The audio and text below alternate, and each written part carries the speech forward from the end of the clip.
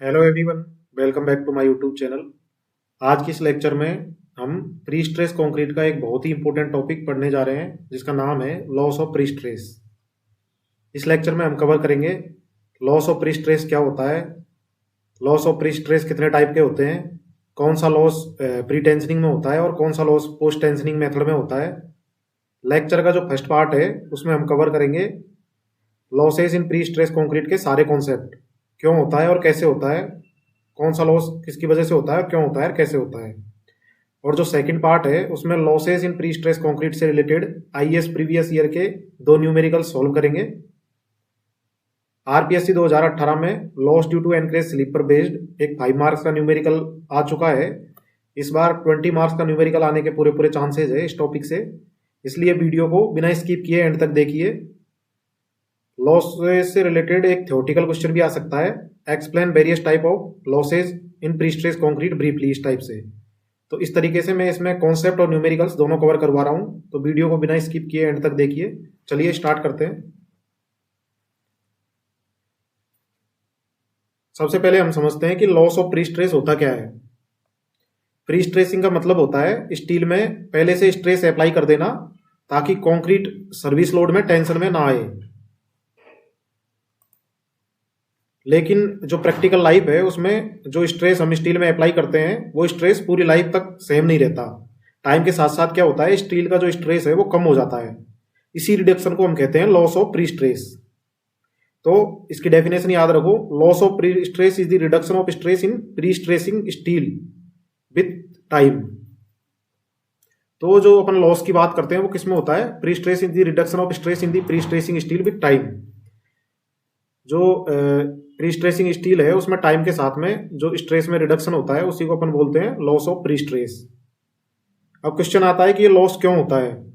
इसके जो major reason है वो है elastic deformation, friction, anchorage slip, creep of concrete, shrinkage of concrete और रिलैक्सेशन ऑफ स्टील। ये इसके कारण है लॉस होने के। टोटल लॉस जो जनरली होता है वो होता है 15% से 25% ऑफ इनिशियल प्री स्ट्रेस। इसको आपको याद रखना है। मतलब अगर आपने 1000 मेगा पास्कल स्ट्रेस अप्लाई किया है तो जो एक्चुअल इफेक्टिव स्ट्रेस है वो 750 से 850 के अराउंड मेगा पास्कल ही रह जाता है। मतलब 15 से 25% जो इनिशियल स्ट्रेस है उसका टोटल लॉस हो जाता है। ये आपको याद रखना है। अभी जब मैं न्यूमेरिकल करवाऊंगा उस टाइम पे आपको बताऊंगा कि जब टोटल लॉस अपन कैलकुलेट करेंगे तो उसकी वैल्यू 15 से 25% के बीच में ही आएगी। नेक्स्ट अपन बात करते हैं क्लासिफिकेशन ऑफ लॉसेज की। तो लॉसेज जो है उसको प्री स्ट्रेस को ब्रॉडली 2 कैटेगरी में डिवाइड किया जाता है। सबसे पहले टाइप का जो है वो है immediate loss during pre stressing and transfer. जो प्री स्ट्रेसिंग के टाइम या ट्रांसफर के टाइम होते हैं उसको अपन बोलते हैं इमीडिएट लॉस, उसी टाइम पे हो जाते हैं, प्री स्ट्रेसिंग करते टाइम या फिर ट्रांसफर के टाइम। जो टाइम डिपेंडेंट लॉसेज है ड्यूरिंग सर्विस लाइफ, जो सर्विस लाइफ के दौरान धीरे धीरे होते हैं।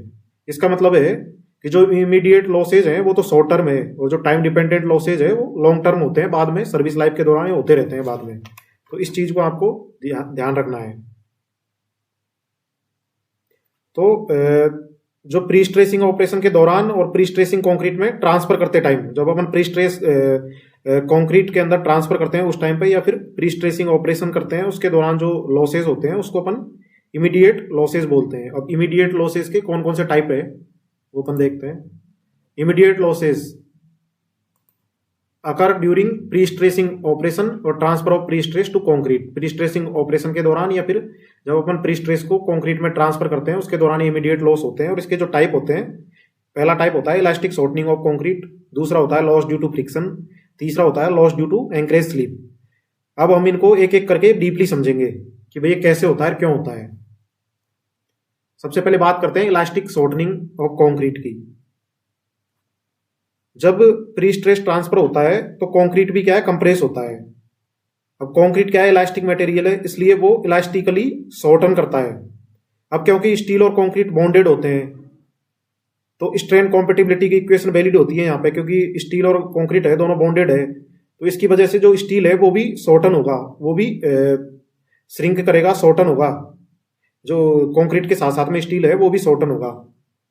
और जब स्टील शॉर्टन होगा तो उस टाइम पे क्या होगा, स्टील का जो स्ट्रेस है वो भी कम हो जाएगा। तो इसी को अपन कहते हैं loss due to elastic shortening. तो इसको अपन कैसे कैलकुलेट करते हैं, by compatibility equation, strain compatibility, जो स्ट्रेन होती है कंक्रीट के अंदर वो स्ट्रेन इन स्टील दोनों इक्वल होती है, और जो सिग्मा होता है वो E stress equal to Young's modulus of elasticity into strain होता है। तो यहाँ से लॉसेज की वैल्यू आ जाएगी del F S equal to E s into stress in concrete. तो del F S equal to E s into stress in concrete क्या होगी, strain in concrete equal to stress in concrete divided by Young modulus of elasticity of concrete, तो f c upon E c. तो यहाँ से जो उसकी value आएगी अपनी इलास्टिक शॉर्टनिंग कितना होगा, इसकी वैल्यू आएगी एम एफ सी। ये आपको फॉर्मूला याद रखना है, del F S equal to M into F C. ये न्यूमेरिकल्स में काम आएगा बिल्कुल, ये फॉर्मूला आपको अच्छे से याद रखना है। तो एम क्या है यहाँ पे, एम जो है वो है मॉडुलर रेशियो, और एफ सी जो है वो है स्ट्रेस इन कॉन्क्रीट। तो ये फॉर्मूला आपको याद रखना है। तो जो इलास्टिक शॉर्टनिंग है वो डिपेंड करती है किस पे, कंक्रीट स्ट्रेस पे at level of steel. Steel के लेवल पे जो कंक्रीट में स्ट्रेस कितनी है उस पर डिपेंड करती है इलास्टिक शॉर्टनिंग। अब हम बात करते हैं कि इलास्टिक शॉर्टनिंग कौन से उसमें होता है, प्री टेंशन्ड मेंबर में होता है, पोस्ट टेंशन्ड मेंबर में होता है। तो जो प्री टेंशन्ड मेंबर है उसमें ये लॉस हमेशा होगा ही होगा। इसका रीजन क्या है, क्योंकि इसमें क्या करते हैं अपन, प्री स्ट्रेस जो करते हैं एक ही टाइम में ट्रांसफर होता है, इसलिए कंक्रीट एक साथ शॉर्टन करता है। जो प्री टेंशन्ड मेंबर है उसमें अपन प्री स्ट्रेसिंग एक साथ ही करते हैं, एक ही टाइम में ट्रांसफर करते हैं, तो इसलिए कंक्रीट क्या है, एक साथ शॉर्टन करता है। तो इस वजह से ये हमेशा प्री टेंशन्ड मेंबर में होगा ही होगा। जबकि जो पोस्ट टेंशन्ड मेंबर है उसमें अगर जो टेंडन्स है, जो बार है, वो साइमल्टेनियसली स्ट्रेस्ड करेंगे अपन तो कोई लॉस नहीं होगा, मतलब एक साथ करेंगे तो कोई लॉस नहीं होगा। लेकिन अगर अपन जो टेंडन्स है उनको सिक्वेंसली स्ट्रेस्ड करेंगे तो इसमें लॉस होगा पोस्ट टेंशन्ड मेंबर में। तो इस चीज का अपने को ध्यान रखना है कि ये प्री टेंशनिंग मेंबर में कब होता है, पोस्ट टेंशनिंग मेंबर में कब होता है, ये इसका कॉन्सेप्ट है, ये आपको ध्यान रखना है। नेक्स्ट अपन बात करते हैं लॉस ड्यू टू फ्रिक्शन। ये लॉस जो होता है, लॉस ड्यू टू फ्रिक्शन, ये सिर्फ पोस्ट टेंशन्ड मेंबर में ही होता है। ये क्यों होता है, इसका रीजन क्या है, जब टेंडन जो है वो डक्ट के अंदर स्लाइड करता है तो फ्रिक्शन डेवलप होता है उसकी वजह से।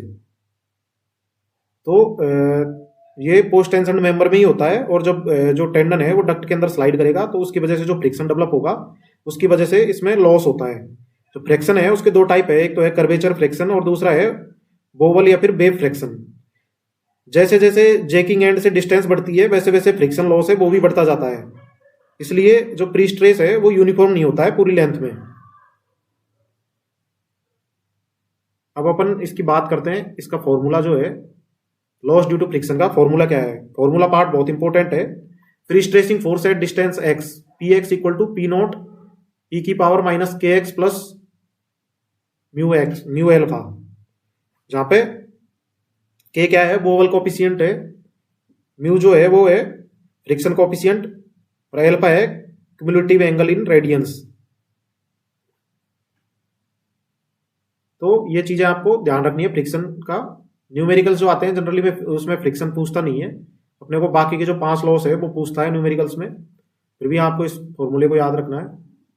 नेक्स्ट अपन बात करते हैं loss due to anchorage slip. जब जैक जो है रिलीज होता है तो एंकरेज के जो बेज है वो भी थोड़ा सा स्लिप कर जाते हैं, तो इस स्लिप के कारण जो टेंडन है उसका इफेक्टिव लेंथ है वो कम हो जाता है। तो इसकी वजह से जो लॉस होता है उसी को अपन बोलते हैं loss due to anchorage slip. After release of jack wedge slip slightly, जो एंकरेज के जो बेज है वो भी थोड़ा सा स्लिप कर जाते हैं जब अपन जैक को रिलीज करते हैं, तो इस स्लिप के कारण जो टेंडन है उसका इफेक्टिव लेंथ है वो कम हो जाती है। तो इसकी वजह से जो लॉस हो जाता है उसको अपन बोलते हैं कौन सा loss, loss due to anchorage slip. और ये एप्लीकेबल है ओनली पोस्ट टेंशन्ड मेंबर में, ये अपने को ध्यान रखना है कि ये सिर्फ पोस्ट टेंशन्ड मेंबर में होता है। इसका जो फॉर्मूला होता है del F S equal to del A divided by L into E S. E S क्या है, modulus of elasticity of steel. तो डेल ए क्या होता है, एंकरेज स्लिप, कितना स्लिप हुआ है एंकरेज वो divided by total length of tendon, मतलब टोटल लेंथ ऑफ टेंडन कितनी थी उसमें से कितना एंकरेज स्लिप हुआ है into modulus of elasticity of steel. ये फॉर्मूला आपको याद रखना है। इसी फॉर्मूले पर बेस्ड आरपीएससी 2018 में एक क्वेश्चन आया था 5 मार्क्स का, तो इससे एक सेपरेट क्वेश्चन भी आ सकता है 5 मार्क्स का, और 20 मार्क्स का क्वेश्चन भी बन सकता है यहाँ से। और लॉस एक्सप्लेन भी करवा सकता है आपसे कि explain various type of losses in pre stress concrete.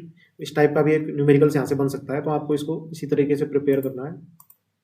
Next है टाइम डिपेंडेंट लॉसेज। अब अपन ने पढ़ लिया जो इमीडिएट लॉसेज कौन कौन से होते हैं वो पढ़ लिया। अब अपन बात करते हैं टाइम डिपेंडेंट लॉसेज की। जो टाइम डिपेंडेंट लॉसेज जो है वो ये लॉसेज जो है वो सर्विस लाइफ के दौरान होते हैं और धीरे धीरे डेवलप करते हैं। जो टाइम डिपेंडेंट लॉसेज हो वो तीन तरह के होते हैं। कौन कौन से? एक तो creep of concrete, shrinkage of concrete, और एक होता है रिलैक्सेशन ऑफ स्टील। क्रीप का मतलब क्या होता है? क्रीप का मतलब होता है कांस्टेंट स्ट्रेस के अंडर कंक्रीट का टाइम के साथ डिफॉर्मेशन बढ़ना। प्री स्ट्रेस के कारण कंक्रीट पे कंप्रेसिव स्ट्रेस होता है और टाइम के साथ कंक्रीट और शॉर्टन करता है, तो उससे क्या होता है, स्टील का स्ट्रेस भी कम होता है। तो जो क्रीप का लॉस है वो स्ट्रेस डिपेंडेंट है और टाइम डिपेंडेंट दोनों है। अब अपन बात करते हैं श्रिंकेज ऑफ कंक्रीट। श्रिंकेज का मतलब होता है मॉइस्चर लॉस के कारण कंक्रीट का जो वॉल्यूम है वो कम होना। इसमें क्या होता है, कंक्रीट शॉर्टन करता है, स्टील भी कॉम्पेटिवली स्ट्रेन के कारण शॉर्टन करता है, तो स्ट्रेस का लॉस होता है।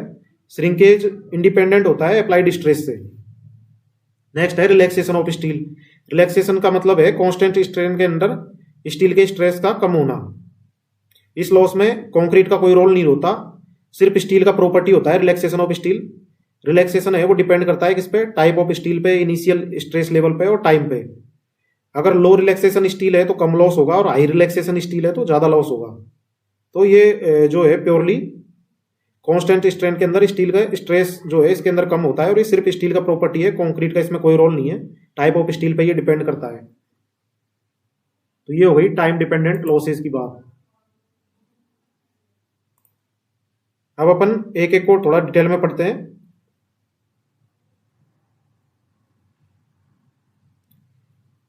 तो सबसे पहला जो टाइम डिपेंडेंट लॉसेज है वो है क्रीप, जिसका मैंने बताया था कि कांस्टेंट स्ट्रेस के अंडर स्ट्रेन का टाइम के साथ इंक्रीज होना। मतलब अगर कंक्रीट पे कांस्टेंट कंप्रेसिव स्ट्रेस लगा दिया जाए और उस स्ट्रेस को टाइम के साथ मेंटेन रखा, मतलब अपने क्या किया, कंक्रीट पे कांस्टेंट कंप्रेसिव स्ट्रेस लगा दिया और उसको उस स्ट्रेस को टाइम के साथ मेंटेन रखा, तो क्या होता है कि कंक्रीट है वो धीरे धीरे और ज्यादा डिफॉर्म करता रहेगा।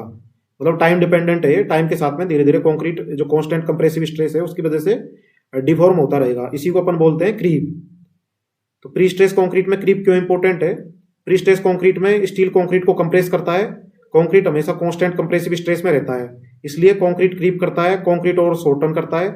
स्ट्रेन कॉम्पिटिबिलिटी के कारण स्टील भी शॉर्टन करता है, स्टील का स्ट्रेस है वो कम हो जाता है और इसी को अपन बोलते हैं loss of pre stress due to creep. यहाँ पे बात आती है क्रीप कोफिशिएंट की। क्रीप कोफिशिएंट क्या होता है? क्रीप को क्वांटिफाई करने के लिए हम यूज करते हैं क्रीप कोफिशिएंट।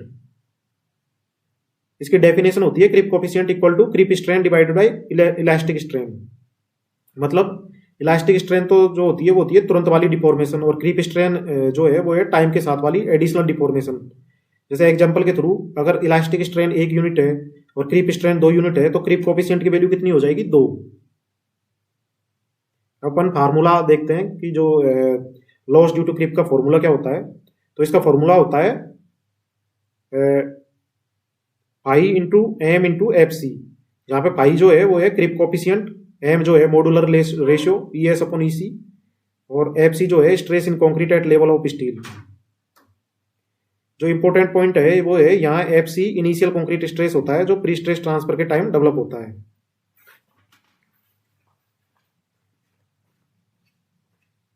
तो क्रीप के जो है कुछ इंपॉर्टेंट चीजें आपको याद रखनी है। ये स्ट्रेस डिपेंडेंट है, टाइम डिपेंडेंट है, और अगर कंक्रीट है उसकी स्ट्रेस ज्यादा है तो ज्यादा क्रीप लॉस होगा, और अगर क्रीप कोफिशिएंट की वैल्यू भी ज्यादा है तो ज्यादा क्रीप का लॉस होगा, क्योंकि इन दोनों के डायरेक्टली प्रोपोर्शनल है। अब अपन बात करते हैं श्रिंकेज ऑफ कंक्रीट की। Loss due to shrinkage of concrete. Shrinkage का मतलब होता है मॉइस्चर लॉस के कारण कंक्रीट का वॉल्यूम कम होना। इसमें कोई एक्सटर्नल स्ट्रेस अप्लाई नहीं होता, कंक्रीट अपने आप शॉर्टन करता है। ये किसकी वजह से होता है? ये होता है एवोपरेशन ऑफ वाटर की वजह से या फिर हाइड्रेशन प्रोसेस की वजह से। प्री स्ट्रेस कंक्रीट में श्रिंकेज का क्या इफेक्ट है? प्री स्ट्रेस कंक्रीट में स्टील और कंक्रीट दोनों बॉन्डेड होते हैं। जब कंक्रीट श्रिंक करेगा तो कंक्रीट का जो कंक्रीट श्रिंक होगा, कंक्रीट शॉर्टन होगा, तो स्टील भी कॉम्पेटिबिलिटी जो इक्वेशन है उसके कारण स्टील भी शॉर्टन होगा। तो स्टील का स्ट्रेस है वो भी कम हो जाएगा। इसीलिए श्रिंकेज की वजह से जो स्टील है उसका उसमें प्री स्ट्रेस का लॉस होता है। जो फॉर्मूला है इसका, loss in steel stress due to shrinkage, del F S H equal to epsilon C S into E S. यहाँ पे एप्सिलॉन सी एस है श्रिंकेज स्ट्रेन ऑफ कंक्रीट और ई एस है modulus of elasticity of steel. Simple और direct formula है, तो इसको आपको याद रखना है। प्री टेंशन मेंबर में जो श्रिंकेज स्ट्रेन ऑफ कंक्रीट की वैल्यू होती है वो होती है 3 × 10⁻⁻⁴, और जो पोस्ट टेंशन मेंबर है उसके अंदर श्रिंकेज स्ट्रेन ऑफ कंक्रीट की वैल्यू होती है 2 × 10⁻⁴ डिवाइडेड बाई log 10 3 + 2, जहां पे टी क्या है, age of concrete in days at transfer. Pre tension member में श्रिंकेज लॉस ज्यादा होता है क्योंकि बॉन्डिंग यहाँ पे अर्ली एज में हो जाती है, तो इस चीज का अपने को ध्यान रखना है। तो ये बात हो गई श्रिंकेज की। तो यहाँ पे दोनों में क्या डिफरेंस देखा आपने, जो क्रीप है वो तो स्ट्रेस डिपेंडेंट है और जो श्रिंकेज है वो स्ट्रेस इंडिपेंडेंट है, और जो क्रीप है वो ड्यू टू सस्टेन्ड लोड की वजह से है और जो श्रिंकेज है ड्यू टू मॉइस्चर लॉस की वजह से है। और जो क्रीप है वो स्ट्रेस की वजह से होता है जबकि श्रिंकेज है वो विदाउट स्ट्रेस की भी हो जाता है। तो ये दोनों में डिफरेंस है क्रीप और श्रिंकेज में। अब अपन बात करते हैं loss due to relaxation of steel की। ये जो लॉस है ये पूरे स्टील का प्रॉपर्टी बेस्ड लॉस होता है। रिलैक्सेशन का मतलब क्या होता है, रिलैक्सेशन का मतलब होता है कांस्टेंट स्ट्रेन के अंडर स्टील का स्ट्रेस कम होना। Relaxation is reduction of stress in steel at constant strain, लेकिन स्ट्रेस धीरे धीरे रिड्यूस होता जाता है। ये बिल्कुल अपोजिट है क्रीप का। क्रीप में क्या होता है, कांस्टेंट स्ट्रेस रहती है और स्ट्रेन इंक्रीजेज होती जाती है, जबकि रिलैक्सेशन में कांस्टेंट स्ट्रेन रहती है, स्ट्रेस है वो डिक्रीज होती जाती है। रिलैक्सेशन किस किस चीज पे डिपेंड करता है, इनिशियल स्ट्रेस लेवल पे डिपेंड करता है, type of pre stressing steel पे डिपेंड करता है, टाइम पे डिपेंड करता है। जितनी ज्यादा इनिशियल स्ट्रेस होगी उतनी ज्यादा रिलैक्सेशन होगा, जितनी नॉर्मल स्टील होगी उसमें उतना ज्यादा रिलैक्सेशन होगा। अगर लो रिलैक्सेशन स्टील होगी तो उसमें लो रिलैक्सेशन होगा। अब कॉड की कुछ वैल्यू है, जब कोई टेस्ट डाटा अपने पास अवेलेबल नहीं हो तो उस केस में रिलैक्सेशन कितना होगा, इनिशियल स्ट्रेस 0.5 fp, तो यहाँ पे लॉस जो होगा वो 0 मेगापास्कल होगा। इनिशियल स्ट्रेस 0.6 fp पे 35 मेगापास्कल, इनिशियल स्ट्रेस 0.7 fp पे जो लॉस होगा वो 70 मेगापास्कल, और इनिशियल स्ट्रेस 0.8 fp पे लॉस होगा वो 90 मेगापास्कल। तो जो रिलैक्सेशन लॉस है वो इंडिपेंडेंट ऑफ कंक्रीट है, डिपेंड करता है इस पे ओनली स्टील पे। तो ये हो गए टाइम डिपेंडेंट लॉसेज की बात। अब अपन नेक्स्ट लेक्चर में इसमें जो नेक्स्ट पार्ट है इसमें अपन कवर करेंगे numerical based on losses of pre stress. Pre stress के ऊपर एक न्यूमेरिकल सॉल्व करेंगे। सबसे पहले तो क्वेश्चन ध्यान से पढ़ो। A pre tension beam of size 225 mm into 300 mm। एक प्री टेंशन बीम है जिसकी साइज दे रखी है 225 mm into 300 mm। Pre stress by 12 wire of 5 mm diameter, 12 wire दे रखे हैं और 5 mm उनकी डायमीटर है। Initial stress level in steel दे रखा है 1100 megapascal. Centroid of pre stressing steel is located at 100 mm from the bottom. Location of the centre of gravity of pre stressing steel जो है वो कहाँ पे है, 100 mm है बॉटम से ऊपर। हमें एस्टिमेट करना है क्या क्या, loss of pre stress due to elastic deformation की वजह से, क्रिप की वजह से, श्रिंकेज की वजह से और रिलैक्सेशन की वजह से। अब इस क्वेश्चन में एक चीज देखो आप, इंपॉर्टेंट ऑब्जर्वेशन करो कि मेंबर क्या है, प्री टेंशन्ड है। इसमें ऊपर भी दिया हुआ है प्री टेंशन्ड मेंबर है।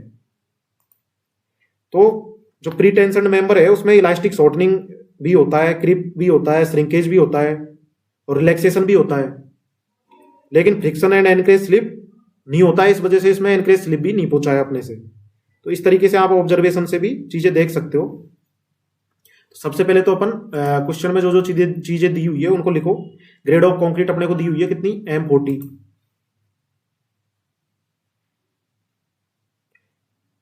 ES की वैल्यू दी हुई है 2 × 10⁵ मेगापास्कल। क्रिप कोफिशिएंट की वैल्यू दी हुई है, ये भी क्वेश्चन में ही दी हुई है। क्रिप कोफिशिएंट की वैल्यू है 1.6। रेजिडुअल श्रिंकेज स्ट्रेन है वो 3 × 10⁻⁴। रिलैक्सेशन ऑफ स्टील कितना है, 5%।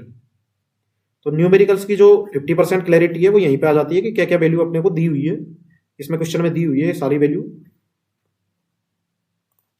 अब अपन चलते हैं सबसे पहले सेक्शन की प्रॉपर्टीज। सबसे पहले अपन ने एक सेक्शन ड्रॉ कर लिया ये, जिसकी जो विड्थ है वो 225 mm है और जो डेप्थ है वो 300 mm है, और जो इसमें क्वेश्चन में दिया हुआ है दी बायर are initially stressed at 1100 mega pascal, the centroid of pre stressing steel is located at 100 mm from the bottom.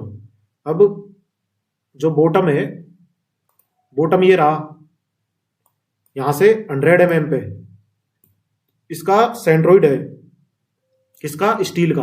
Question में दिया हुआ है, तो ये अपने को जब भी क्वेश्चन आएगा तो अपने को ये ड्रॉ करना है वहां पे एग्जाम में।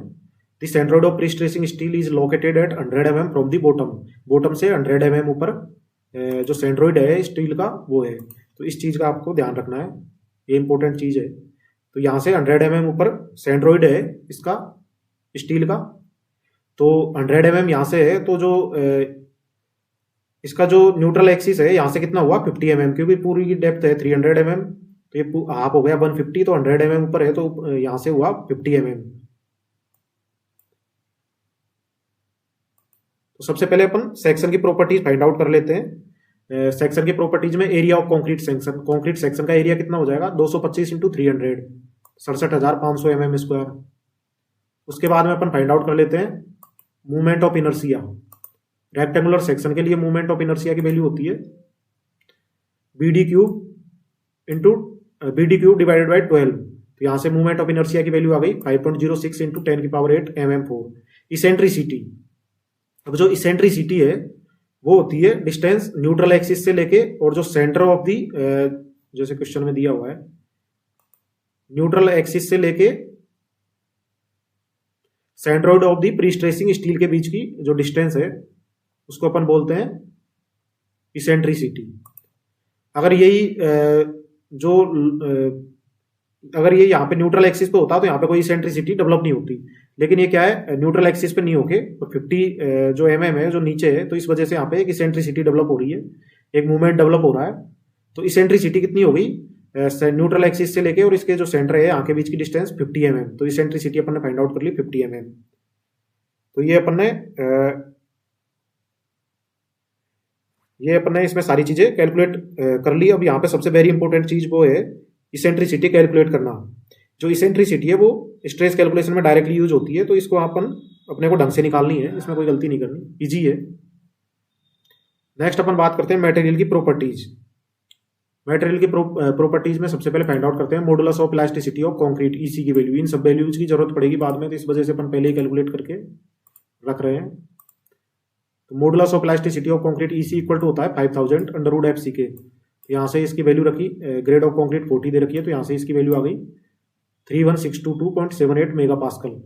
मॉडुलर रेशियो क्या होता है? ES/EC, ES modulus of elasticity of steel divided by elasticity of modulus of elasticity of concrete. तो इन दोनों की वैल्यू रखी, तो यहाँ से वैल्यू आ गई मॉडुलर रेशियो की 6.32। अब अपन कैलकुलेट करेंगे next pre stressing force. Pre stressing force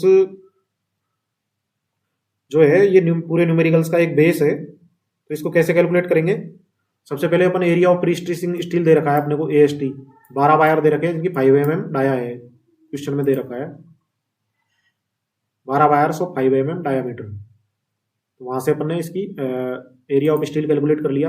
अब इनिशियल प्री स्ट्रेसिंग फोर्स कितना होगा? अब अपने को स्ट्रेस दी हुई है 1100 मेगा पास्कल दी हुई है स्ट्रेस, क्वेश्चन में ये दी हुई 1100 मेगा पास्कल। अब अपन इसको एरिया से मल्टीप्लाई कर देंगे तो ये फोर्स में कन्वर्ट हो जाएगा। तो इनिशियल प्री स्ट्रेसिंग फोर्स कितना हो जाएगा? प्री स्ट्रेसिंग जो अपने को दी हुई है उससे गुणा कर देंगे अपन एरिया ऑफ स्टील को, तो यहां से वैल्यू आ जाएगी प्री स्ट्रेसिंग फोर्स की 259.18 किलो न्यूटन। अब अपन सबसे पहले फाइंड आउट करेंगे stress in concrete, stress in concrete at level of the steel FC। तो FC इक्वल टू, एक तो डायरेक्ट स्ट्रेस आएगी और एक stress due to eccentricity. Direct stress होगी उसकी वैल्यू होगी P/A प्लस जो इसेंट्रिसिटी की वजह से आएगी वो आएगी P/E डिवाइडेड बाई I/E, मतलब P² डिवाइडेड बाई I। ये मैं आपको अभी जो नेक्स्ट इसका प्री स्ट्रेस कंक्रीट का जो नेक्स्ट लेक्चर लूंगा स्ट्रेस कॉन्सेप्ट, उसमें आपको बताऊंगा क्लियरली कि ये कैसे होती है, क्या होती है। अभी आपको ये फॉर्मूला याद रखना है। जो डायरेक्ट है stress in concrete at level of steel पे जो डायरेक्ट स्ट्रेस है वो तो है P/A, और जो इसेंट्रिसिटी की वजह से है P²/I। तो यहाँ पे सारी वैल्यू अपन ने पहले ही कैलकुलेट कर ली। P0 की वैल्यू आ चुकी है अपनी, एरिया अपन ने कैलकुलेट कर ही लिया, P0 की वैल्यू यहाँ पे रख दी, इसेंट्रिसिटी 50 mm है, ये इसेंट्रिसिटी की ये भी वैल्यू रख दी, सारी वैल्यू आ चुकी है अपनी, सारी वैल्यू यहाँ पे रख देंगे अपन। आई की वैल्यू भी अपन ने कैलकुलेट कर ली, तो सारी वैल्यू रखने के बाद में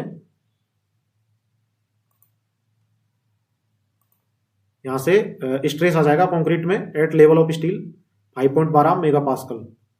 अब अपन कैलकुलेट करते हैं losses of pre stress concrete. सबसे पहले अपन सारी वैल्यू कैलकुलेट कर ली, अब सिर्फ फॉर्मूले में वैल्यू पुट करनी है। सबसे पहले अपन फाइंड आउट करते हैं loss due to elastic shortening. तो इलास्टिक शॉर्टनिंग का जो लॉस्ट है उसका फॉर्मूला होता है del F E S equal to M into F C. M वहां पे है मॉडुलर रेशियो जिसकी वैल्यू अपन कैलकुलेट कर चुके हैं, और स्ट्रेस इन कॉन्क्रीट दोनों की वैल्यू रखी तो 32.36 मेगा पास्कल इसकी वैल्यू आ गई।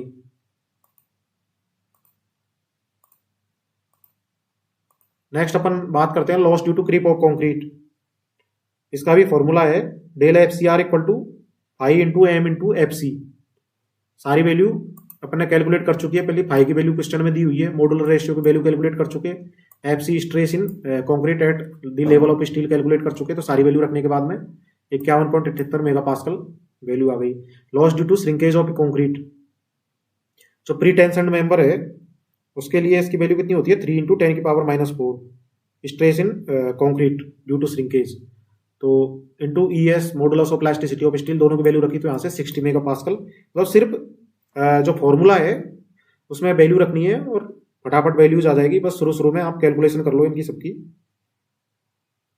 अब इसमें आप एक चीज देखो, जो loss due to elastic shortening है वो प्री टेंशन मेंबर है, इसलिए इलास्टिक शॉर्टनिंग अपन ने इसमें कैलकुलेट किया है। और जो क्रिप लॉस है उसकी वैल्यू देखो आप, क्रिप लॉस की वैल्यू आ रही है 51.78 मेगा पास्कल।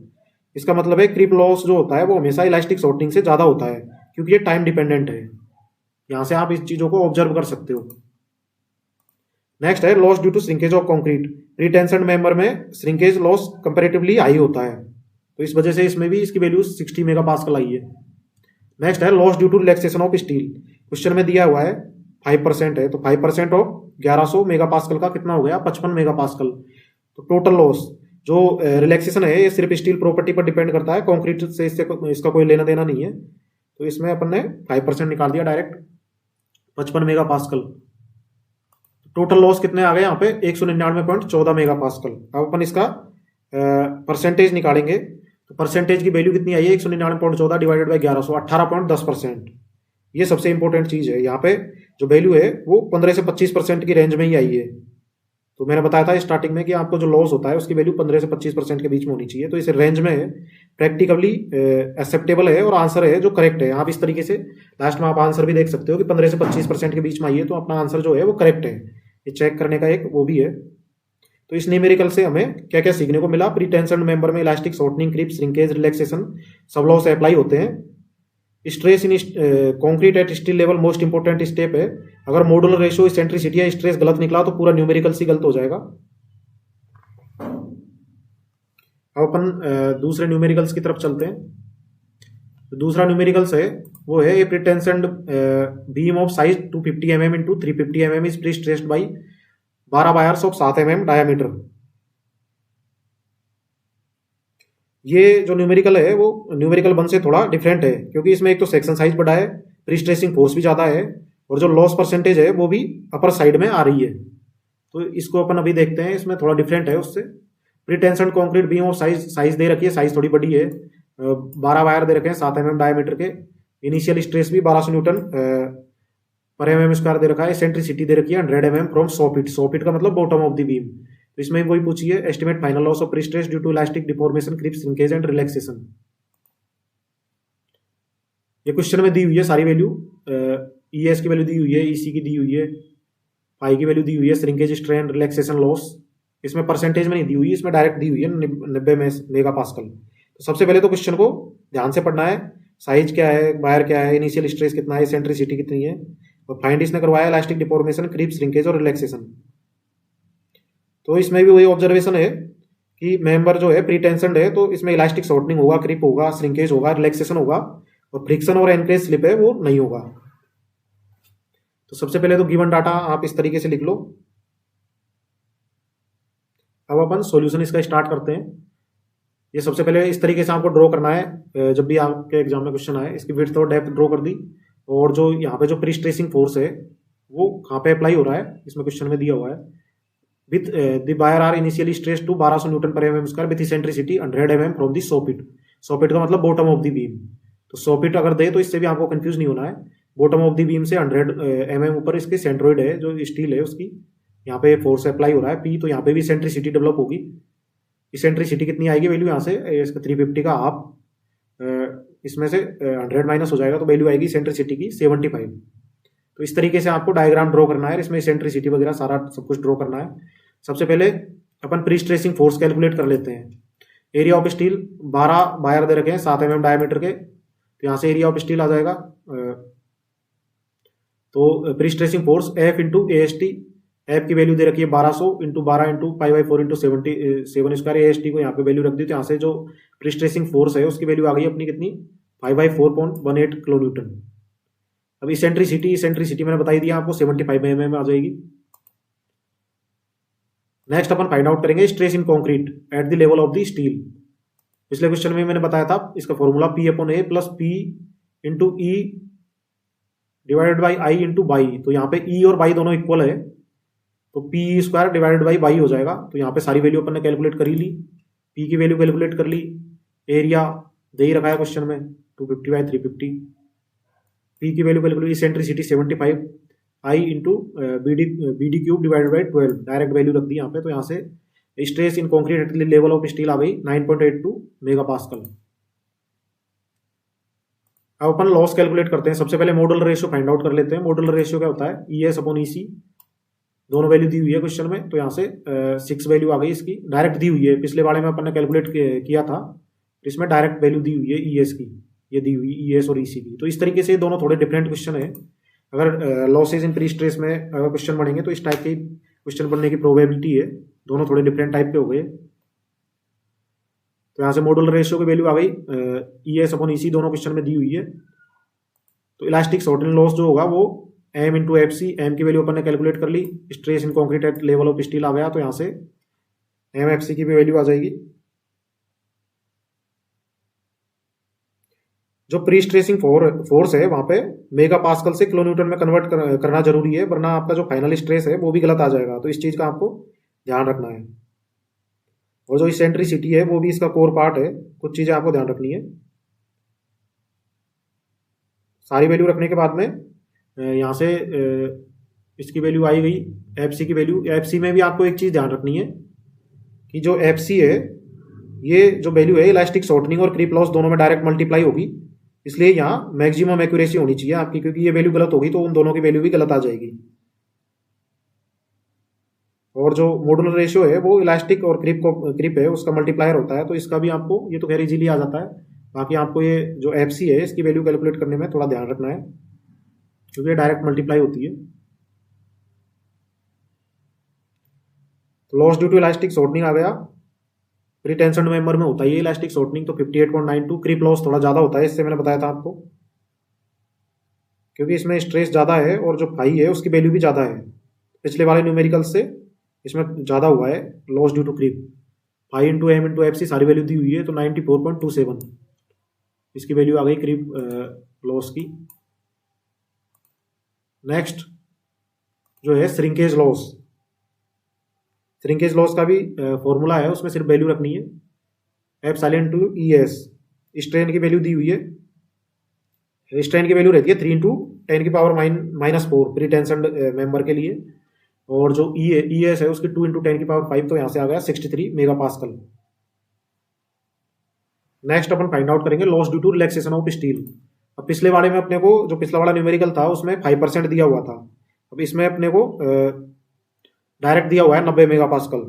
तो अगर रिलैक्सेशन लॉस डायरेक्ट दिया हुआ हो तो जो कैलकुलेशन है वो फास्ट हो जाती है, अपने को इसके परसेंटेज निकालने की जरूरत नहीं पड़ती। इस तरीके का भी थोड़ा सा एक क्वेश्चन आ सकता है चेंज करके। टोटल लॉस यहाँ से आ गया 306.19, इसका परसेंटेज निकालेंगे तो 306.19 डिवाइडेड बाई 1200, तो यहाँ से 25.52%, तो लगभग 15 से स्लाइटली हायर साइड पे है, लेकिन एक्सेप्टेबल है, प्रैक्टिकल रेंज के अंदर है, तो कोई दिक्कत नहीं है। तो इस न्यूमेरिकल से हमें क्या समझ में आया कि हाई प्रेस स्ट्रेस और हाई एसेंट्रिसिटी, कॉन्क्रीट स्ट्रेस ज्यादा, लॉसेज ज्यादा होगा।